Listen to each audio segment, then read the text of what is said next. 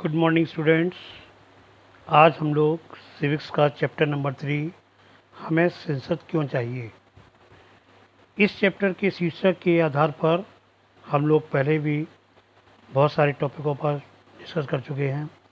आज हम लोग इसी टॉपिक को लेकर के संसद का गठन किस प्रकार होता है, संसद के लिए किन किन लोगों का सहयोग होता है, कौन सी पार्टियां होती हैं और किस प्रकार से इसका संचालन किया जाता है।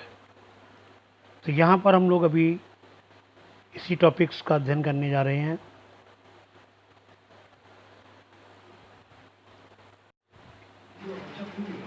यहाँ पर हम लोग संसद, जिसे पार्लियामेंट कहा जाता है, सेंट्रल गवर्नमेंट स्ट्रक्चर यानी संसदीय अर्थव्यवस्था, इसी के अंतर्गत हम लोग पार्लियामेंट के बारे में यहाँ पर आप देख रहे हैं। पार्लियामेंट, इसके दो सदन हैं, लोकसभा और राज्यसभा। इसी प्रकार विधानसभा में भी विधान परिषद और विधानसभा होती है। और इसके अतिरिक्त संसदीय लोकतंत्र, क्योंकि संसद के बारे में हम लोग अध्ययन कर रहे हैं, मतलब जनता का शासन, सुप्रीम लेजिस्लेटिव बॉडी, सबसे बड़ी बॉडी होती है, पूरा केंद्र के अंदर होती है। यहाँ पर संसद में 3 लोगों का सहयोग होता है। सबसे पहले राष्ट्रपति, जो हेड ऑफ द नेशन होता है, लोकसभा और दूसरा राज्यसभा। यहाँ हम लोग राष्ट्रपति जो हेड ऑफ द नेशन होता है, लेकिन ये प्रत्यक्ष नहीं अप्रत्यक्ष रूप से होता है। वास्तविक रूप में प्रधानमंत्री ही actual head of the parliament होता है, परंतु राष्ट्रपति इन दोनों सदनों, लोकसभा और राज्यसभा, लोअर हाउस और अपर हाउस को, इन दोनों के सदनों की बैठक के लिए बुलाता है। वैसे इन दोनों में इसका सहयोग नहीं होता है, लेकिन ये बुला कर के राष्ट्रपति के अनुमति के बाद ही कोई कानून बन पाता है। जब तक राष्ट्रपति की अनुमति नहीं होगी, लोकसभा या राज्यसभा कोई भी कानून न बना पाएगा, न उसको पारित करेगा। अगर दोनों सदनों में सेशन नहीं चल रहा है और राष्ट्रपति को ऐसा लगे कि तुरंत कार्रवाई ज़रूरी है, तो वह ऑर्डिनेंस, एक विधेयक पास करता है, लाएगा, और उस ऑर्डिनेंस विधेयक के माध्यम से पावर और इफेक्ट वही होता है जो संसद द्वारा पास किया गया बिल। संसद जो लोकसभा में बिल तैयार होता है, जिस पर राज्यसभा बाद में हस्ताक्षर करता है। तो इस प्रकार से यहाँ पर इसके अतिरिक्त जो राष्ट्रपति की पावर होती है, वो लेजिस्लेटिव पावर भी होती हैं, एग्जीक्यूटिव पावर भी होती है, यानी विधायिका की पावर, कार्यपालिका के, जुडिशरी, और इमरजेंसी पावर भी होती हैं। कभी कभी देखा होगा आपने, कुछ राज्यों में या उसमें राष्ट्रपति शासन लागू होता है, वो इमरजेंसी पावर होता है। अब आता है लोकसभा और राज्यसभा में, दोनों में अंतर क्या होता है, किस प्रकार ये एक दूसरे से भिन्न है। कुछ दृष्टिकोण से एक समान भी हैं।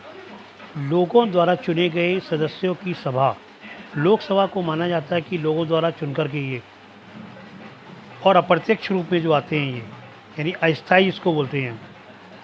और राज्यसभा में विधानसभा के विधायक द्वारा चुने गए सदस्यों की सभा। राज्यसभा में जो सदस्य होते हैं वो विधानसभा के जो विधायक होते हैं उनके द्वारा चुनकर आते हैं। उच्च सदन राज्यसभा होता है, निम्न सदन लोकसभा होता है। लोकसभा का कार्यकाल 5 वर्ष होता है, जबकि राज्यसभा का कार्यकाल, राज्यसभा का सदस्यों का कार्यकाल 6 वर्ष होता है।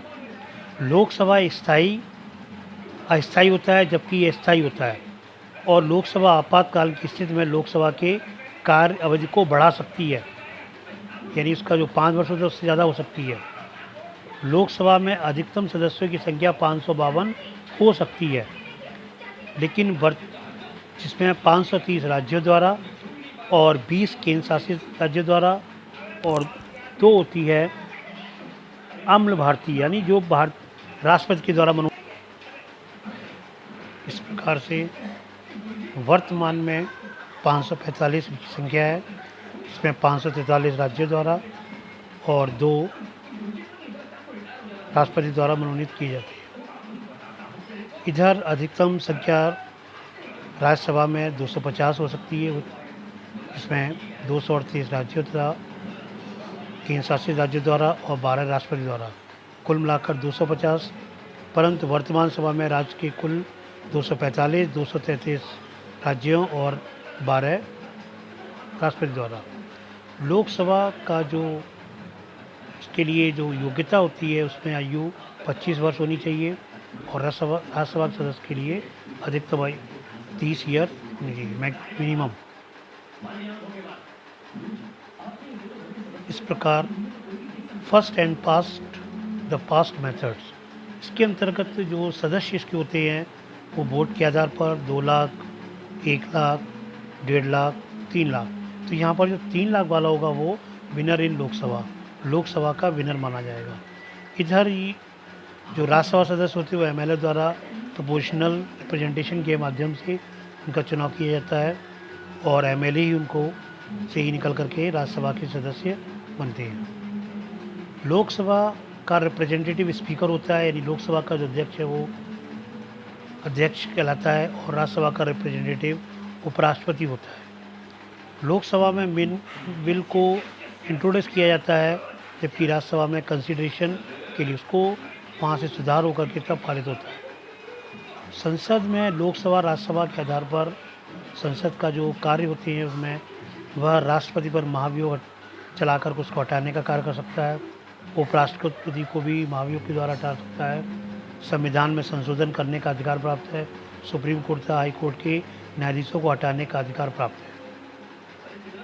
इस प्रकार यहाँ आज हम लोगों ने इस संसद के बारे में अध्ययन किया। आज ये टॉपिक यहीं समाप्त होता है। Thanks, have a good day.